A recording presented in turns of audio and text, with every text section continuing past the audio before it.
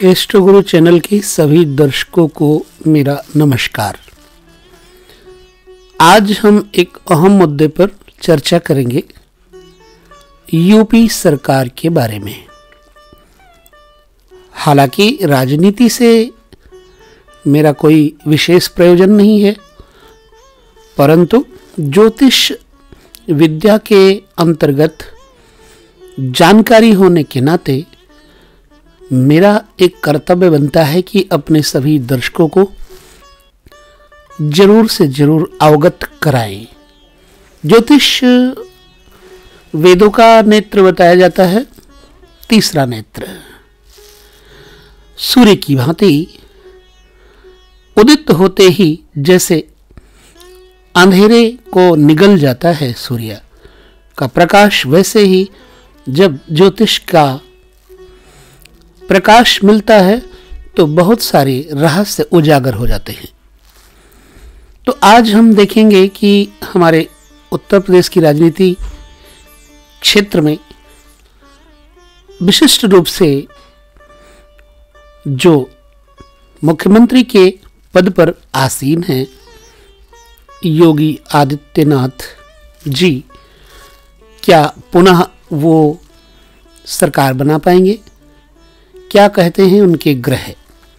तो हम एक नज़र उनकी कुंडली पर देखते हैं।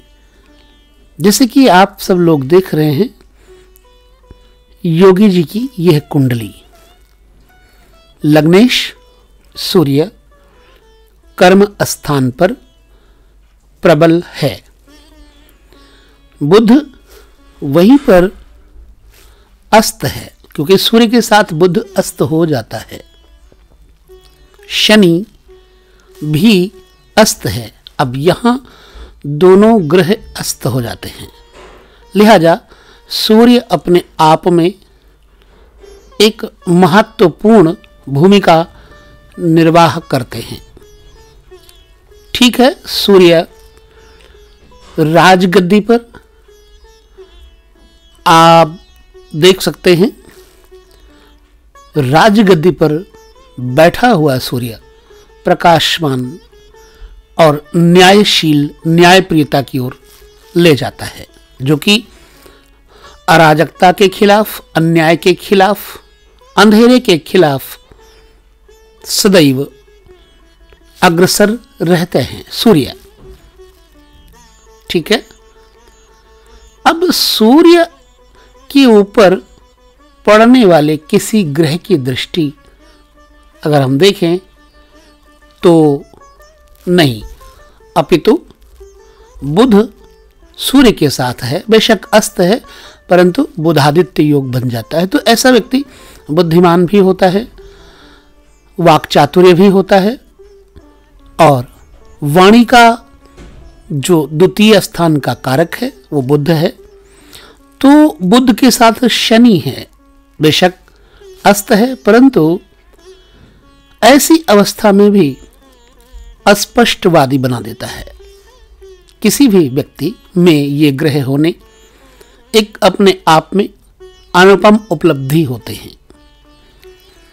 चलिए हम देखते हैं चंद्रमा के ऊपर। तो चंद्रमा अपने आप में सप्तम स्थान पर विराजमान, जिस पे शनि की दृष्टि पड़ती है दशम दृष्टि से, तो शनि प्रबल योग बना देता है सप्तम स्थान पर। यहां पर एक चीज और देखना है हमने, बृहस्पति बकरी है, बकरी बृहस्पति लग्न को पंचम दृष्टि से, मंगल शुक्र को सप्तम दृष्टि से, और भाग्येश तथा भाग्य स्थान को बृहस्पति अच्छी तरह से देख रहे हैं। ऐसी अवस्था में बृहस्पति धार्मिक, न्यायप्रिय और योग इत्यादि में भी अग्रसर रखने वाले ग्रह हैं, आध्यात्मिक ग्रह हैं। तो योग गुरु भी बना देते हैं, योग्य गुरु भी बना देते हैं, धर्म गुरु भी बना देते हैं। बृहस्पति पंचम, विद्वता को भी दर्शाते हैं बृहस्पति। तो ये तो रही जन्म कुंडली, ठीक है। अब हम देखते हैं क्या 2022 में योगी जी पुनः सीएम की कुर्सी पर विराजित होंगे या नहीं। एक नजर पहले दशाओं पर देख लेते हैं, क्या कहती हैं दशाएं। विगत क्रम में देखा जाए तो सन 2000 से बाद बुध की महादशा योगी जी की चल रही थी, जो कि 24 नवंबर 2017 तक रही। और फिर केतु की दशा आई। केतु की दशा में योगी जी की सरकार बनी। क्यों बनी? केतु 12वें घर में होने के नाते श्रेयस्कर हैं, श्रेष्ठ हैं, और केतु आदमी को लाभान्वित करता है, बेशक उग्रता के साथ। तो केतु की दशा में इनको राज्य सीएम की कुर्सी मिली। अभी भी केतु की दशा चल रही है। तो 2024 तक ये केतु की दशा चलेगी। लिहाजा सीएम की कुर्सी पर आने के लिए केतु अपने आप में एक सफल योग बना देते हैं। अंतरदशा देखते हैं तो केतु के अंतरदशा 12 नवंबर 2021 तक राहु का अंतर रहा केतु में, और उसके बाद ध्यान से देखें 18 अक्टूबर 2022 तक केतु में गुरु आ गए।